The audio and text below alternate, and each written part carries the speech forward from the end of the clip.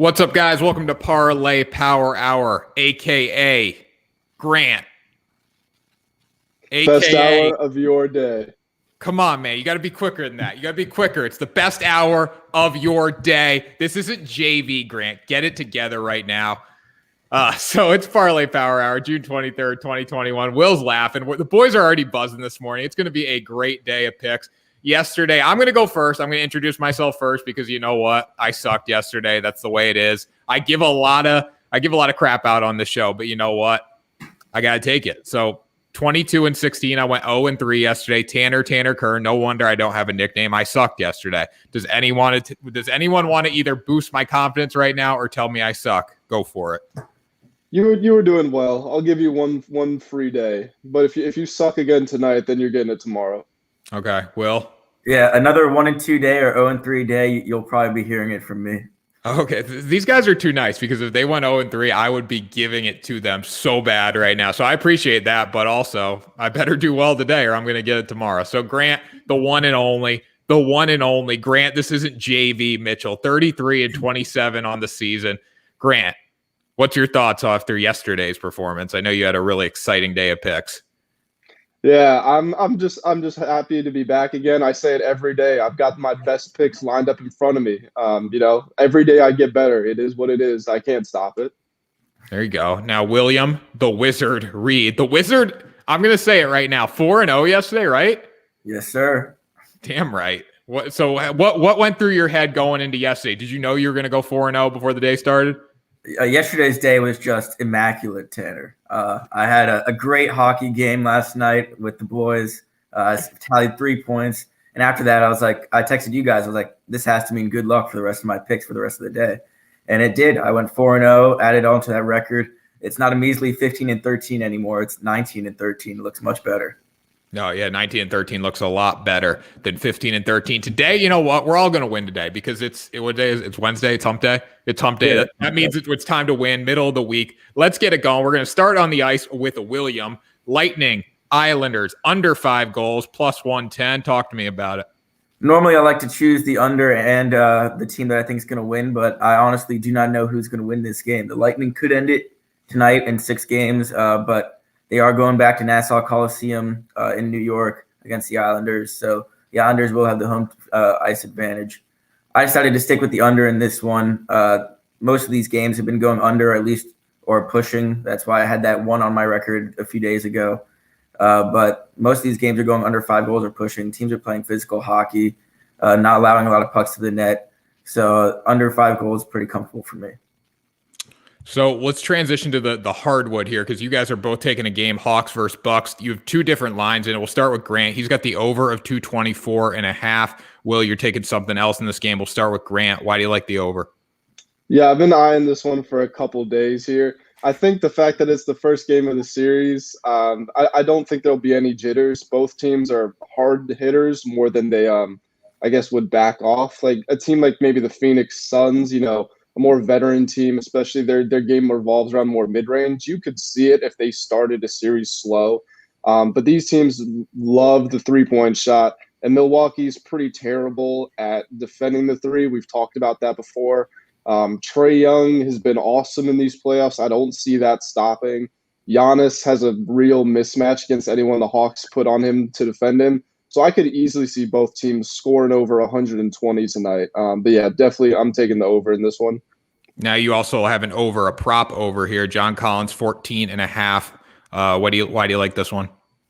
Yeah, so it just kind of fits into the theme of what I was talking about before. I think that the Hawks as a team are going to score a lot. I don't expect Kevin Huerter to have 27 points again tonight like he did in the closeout game against Philadelphia. But one thing we saw was that John Collins is not afraid of anybody. He dunked on Joel Embiid and then wore a shirt of him dunking on Joel Embiid to the post-game press conference. You can't mess with that type of self-confidence here. And I don't think the Bucks are going to have Giannis guarding him. They tend to move him off of real offensive threats. I could see them, even putting him on Herder or Capella, depending on who's on the court. So I think he gets a matchup with Brook Lopez, who is a good interior defender, but he's too slow for Collins. So I see Collins getting 17 or 18 tonight. Yeah, I like that. Now I know Grant, you love John Collins. You've picked him multiple times. You picked the Bucks multiple times. You just love the Bucks. But I want to transition over to William. William's got Hawks +8 versus the Bucks. He likes the Hawks to cover. I bet he doesn't like them to win, but he does like them at +8. I kind of do too. Will, what's your thoughts on this one? Yeah, I definitely don't like them to win. I think the Bucks should win this one. But the Bucks are coming off of their series against the Nets, which went 7. The Hawks are also coming off their 7-game series against the 76ers. I think both of these teams will be a little worn out coming into this one, even though they had a nice break coming into game 1. But both teams should be pretty worn out. With what Grant mentioned, the Bucks fail to guard the 3-point line, and that's what the Hawks take advantage of most of the time. I think they keep this one close. They hit probably over 15 threes just to keep in range with the Bucks and keep this one within +8. Yeah, I think the Hawks come out on fire tonight. I think the Bucks come out a little flat in game 1, but hey, we'll see. That's basketball. You never know. So we're going to go to the baseball field right now. Boston Red Sox, Tampa Bay Rays. Yesterday, Red Sox get the job done in extra innings, 9-5 win. The game was not as close as it seemed, or the game was closer than it seemed in the score. The Red Sox won 9-5 in 11 innings. Wander Franco made his debut last night, 2 for 4, a bomb, a walk. Right? Walk, 2 runs. Wander Franco is legit. He's everything as advertised. I like the over in this game. Wander Franco hits a home run for his first hit last night. Boston Red Sox, Tampa Bay Rays. Guess who's on the mound tonight for the Boston Red Sox? It's your favorite guy. Garrett freaking Richards. You know what Garrett freaking Richards is good at? Giving up bombs. He's going to do that to Wander Franco tonight. I think Franco goes yard. I think the game goes over here, because Garrett Richards is on the mound. Anytime Garrett Richards is on the mound, you take the over. What do you guys think? Well, I have a question. Is it too late to get Franco in the MVP discussion? If he keeps playing how he did last night, he's the best there is. You know what? Like a rookie of the year prop on Franco, because I look at the rookie of the year. Who's American? Let me think who American League rookie of the year would be. But I feel like the rookie of the year conversation's wide open right now. Right? There's some room for him. There's some room for him. He's got to keep doing what he did last night. And you know what? It's a good night to do it against Garrett freaking Richards. So, yeah, I like Franco again tonight. I was going to try to get a prop bet. We talked before the show on him, but 2 hits in your second game is a little risky coming off a big first night. But again, Garrett freaking Richards is on the mound, so you never know. He could be 4 for 4 on the evening with the 3 home runs.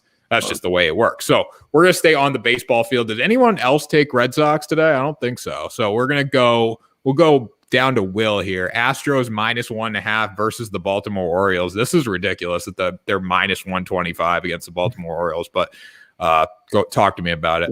I looked at this. I saw Jose Urquidy was on the mound for the Astros, and I was like, easy, I'll take that. Pick it up right now. -1.5 versus the Orioles.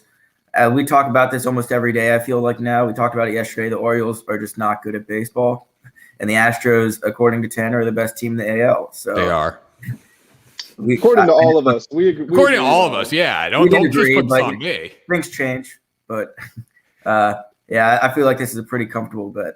Yeah, I mean, this is very comfortable. There's nobody better than the Houston Astros in the American League right now. Like you said, everything can change, but I do like the Astros at -1.5. I thought this game was going to go over yesterday. It did not, but what are you going to do? So then, Grant, will go back up to you. Athletics -1.5 versus the Rangers and the under of 9.5. Okay, I don't know if I like the under of 9.5 here. Fultonowitz on the mound for the Rangers. I don't know who's pitching for the Athletics today, but you talk to me about it. Caprillion. Okay, so yeah, it's gonna be tight. Talk to me about it. Yeah, so Caprillion so far this season, 4-1, 2.84 ERA. Fultonowitz 1-7, 5.59 ERA. Obviously, that would give cause to say maybe take the over here. I did some research. Will was pulling out the numbers yesterday or the day before, so I had to really dig in and do my own. The teams have averaged a combined 8.6 runs per game this season. Obviously, that's very dependent on the matchup, and frankly, the Rangers just stink.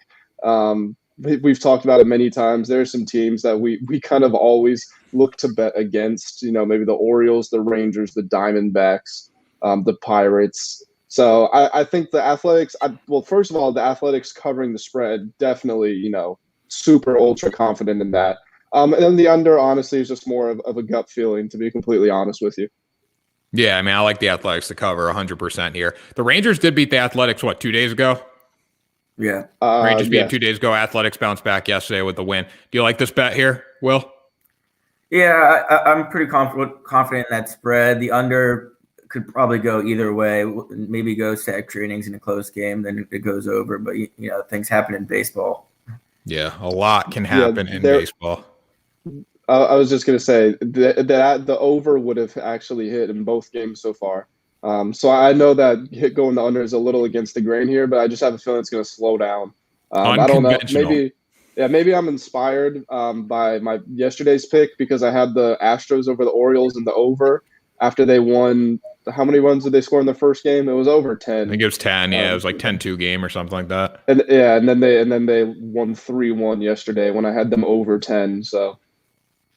Yeah. So Grant. Yeah. I mean, I like I would never. I don't like the under in baseball much unless Jacob deGrom's on the mound, so I'm going to stay away from that. But you know who I do like? The Miami Marlins tonight against the Blue Jays on the money line, plus 114. Trevor Rogers is on the mound for Miami. The greatest pitcher in Miami Marlins history. I'm gonna say that right now. Miami Marlins, not Florida Marlins. Miami Marlins, Trevor Rogers. 7-2 on the season, low ERA, 1.8, 1.9 ERA in that range. He's going against Robbie Ray tonight. Robbie Ray's been good, but look what we saw yesterday. The Marlins kept the game close. Sandy Alcantara on the mound kept it close. A 2-1 loss for the Miami Marlins. They got to push across a few more runs today, but if they can do that, Trevor Rogers keeps the Blue Jays off the board. I think Vladdy's their only weapon, in my opinion, right now. So if they can keep Vladdy, if they can minimize the damage from Vladdy, push across a couple more runs, I think Trevor Rogers gets the job done. Miami Marlins plus 114. Lock it up. What do you guys think? I think it's a little disrespectful. You put Trevor Rogers over Jose Fernandez. Can't forget about him. He was a great pitcher back in the day. But I said Miami Marlins. Well, Jose Fernandez is on the Miami Marlins. Oh, yeah. Gee, well, you know what? Trevor Rogers is the future of this franchise. I'm going with Trevor Rogers. I'll agree with you on that one. Hey, Vladdy might be the only weapon, but that's like saying we only have a nuclear warhead at our disposal.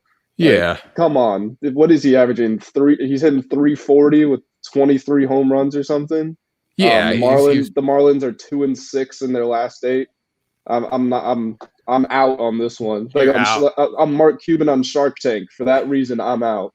You know what, though? The Marlins are going to win this game. Vladdy's not the only weapon on the Blue Jays. They got a lot of dudes that can hit the baseball, but you know what? Trevor Rogers is that freaking good. He can lock them up today. I guarantee it. Trevor Rogers pitches great. If the Marlins don't win, Trevor Rogers still pitches exceptional today. All right, so then we got Mets, Braves. Did we talk about this one? Mets, Braves, under 9. Let's talk about it. These teams just haven't been scoring runs lately. I believe they had their first game of their series was 4-2. Then they had a 3-0 affair and a 1-0 affair in their last 2 games. The Mets also were the teams that didn't score any runs in those 2 games because you know how it's been. Francisco Lindor can't hit a baseball anymore. Nice, sucks. The Mets just haven't been that great. Their leading home run guy is Pete Alonso with like 14 or 11 home runs, something like that. They're not hitting a lot of balls out of the park, so. I'm pretty good with the under here, even though I would like the under if DeGrom or Stroman was on the mound. Neither of them are on the mound. It's a guy named Tyler McGill for the Mets. Apparently, he might get the start tonight. Not sure who that is. And then we got Kyle Wright on the mound for the Braves. He hasn't had a decision yet, but he has a 4.15 ERA on the season. These teams just haven't been hitting the ball well, so that's why I went with the under. Yeah, I mean, I would go with the over here. I would probably stay away from it because we don't know about the pitchers, but I would go with the over here because, you know, if you talk about a breakout game where these teams need a breakout game, I think tonight's the night where Ronald Acuna, maybe Francisco Lindor, no, he can't hit a baseball. He should not even be in T-ball right now. But Pete Alonso, not Francisco, Ronald Acuna, they get this game over tonight. Grant, what do you think? Well, I just want to share a little story. I was doing some work yesterday and I was listening in on the game. And I heard them chanting overrated to Ronald Acuna. And I went on Twitter later in the day and I saw a tweet that said Mets fans chanting overrated to Acuna when they have Lindor and Alonso on the roster. Yeah, I mean, that's true. That's a great tweet because it's so true right now. I mean, it's embarrassing what Lindor has done this season. It's flat out embarrassing. I know everyone has a bad year and you can scrap it and stuff, but like This guy was lucky that he signed the deal before, because he would not have received as much money in free agency this year if he played like this. But he might have played better if he was going into the free agent market. So who knows? What do you guys think about that? Yeah, he definitely wouldn't have gotten the same amount of money. But what Grant brought up reminds me of a notification I got yesterday about like the preview for this game. And it was like, will Francisco Lindor push the Mets over the Braves? I'm like, if anyone pushes the Mets over the Braves, it's not going to be Francisco Lindor. I can tell you that. Nah, that's clickbait. That's like my article yesterday about why the Giants could win the National League West. It's possible, but it's not going to happen. But hey, got a lot of clicks. So there you go. It did its job. So here we go. Let's go to the pitch, as they say. Portugal versus France, over 2.5 goals, plus 130, over 2.5 goals. That's nothing. But Grant likes it. Talk to me about this one, Grant. You say plus 130 is nothing? No, over 2.5 goals is nothing. I could score 2.5 goals myself. Against who? Portugal and France combined. All right. All right. Put their best roster out there. Tanner's going 1v11. I'll play goalie too, and I'll pitch a shutout. Just watch it happen. You're going to pitch a shutout in soccer? Elite mindset, baby. Okay.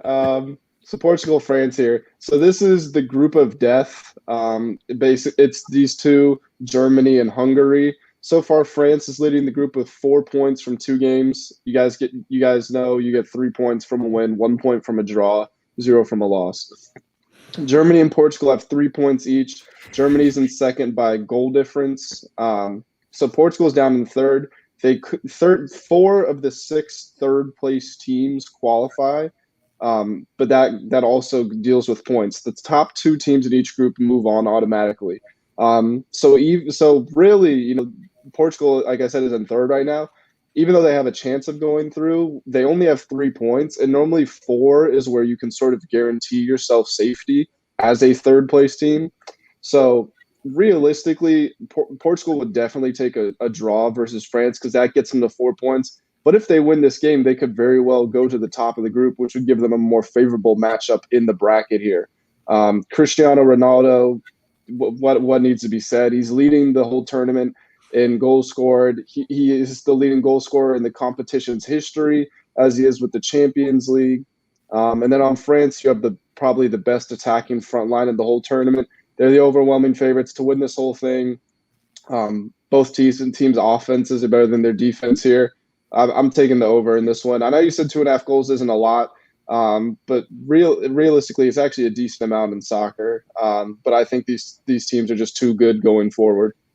Yeah, Will, what do you think? Yeah, I think with the offensive attack that Grant named, I mean, I don't know too much about soccer, but with the offensive attacks that he's named on both sides, I could see like a 2-1 finish here, that one going over. So seems like a good bet to me. Mm-hmm. I'm going to take the over in this one, but here's my little soccer input for today. I was going on FanDuel Sportsbook to try to find a bet, find some bets for the show Don't today. say it. And usually the Euro 2020 bets are right at the top. All right. For the first round, they were right at the top of the sports book, followed by basketball, followed by hockey, followed by baseball. All right. Now, Euro 2020 is all the way at the bottom. So I didn't even think there was a game today. Grant tells me this is the biggest day of Euro 2020. Like everyone's going crazy all over Europe. But FanDuel does not care. Actually, the first game listed on there was the Pittsburgh Pirates and the Chicago White Sox. So that's how much FanDuel values Euro 2020 right now. I'm just saying that. No, people lost interest in soccer. FanDuel lost interest in soccer, Grant. But you know what? I haven't lost interest in soccer. I'm going to watch this game like heavily today. Portugal, France, over 2.5, ESPN, 3 p.m. Eastern. No, 12 p.m. Eastern time. I'm sorry. Did you say you're going to watch a soccer game? Nah, I'm just kidding. But anyways, let's go back to the let's go back to the baseball field where American sports are played.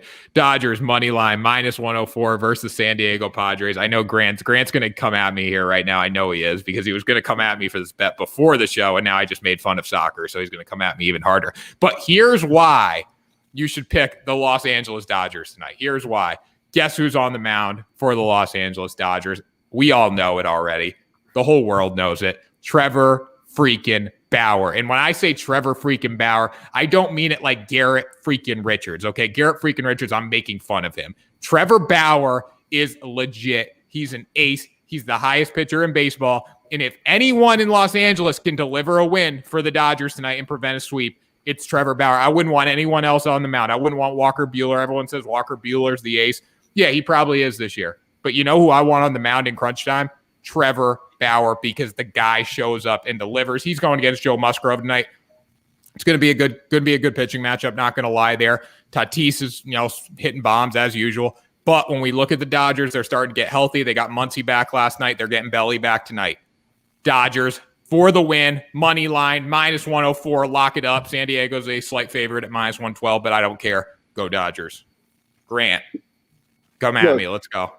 I get that you have a crush on the Dodgers, but you can't project that to your co-hosts and to the listenership. The Padres won the first 2 games, and you're not just going to scrape over, he's going against Musgrove. It'll be a good night. Musgrove is doing better this season than Bauer is. He has a lower ERA. Win-loss is not as nice, but I mean, if you're pitching a 2.2 ERA, they're both like 2.2. What's Bauer like 2.4? Okay, 2.4 versus 2.2. You know what? Bauer's got a better win-loss record because the Dodgers show up and hit the baseball when he's on the bump. Even though what Trevor Bauer's like 7-5. His record sucks this year. But Musgrove's 4-6 and he's dealing. It's like we were talking about Jacob deGrom. He's lost 1 or 2 games and he has a 0.5 ERA. Yeah, that's not his fault. The Padres won the first 2 games. They are pulling the sweep. Get the brooms out. It's good night, Dodgers. No, first of all, with pitchers, records don't matter. Pitchers, records don't matter. You got to look at ERA. You got to look at all the advanced analytics and all that stuff. That you can't look at win-loss record with pitchers. Trevor Bauer, best pitcher in baseball, one of the best pitchers in baseball, reigning Mickey Mouse Cy Young Award winner. He does it tonight. He gets the job done in Petco Park, and he lets the fans know it. Will Reed, whose side are you on here?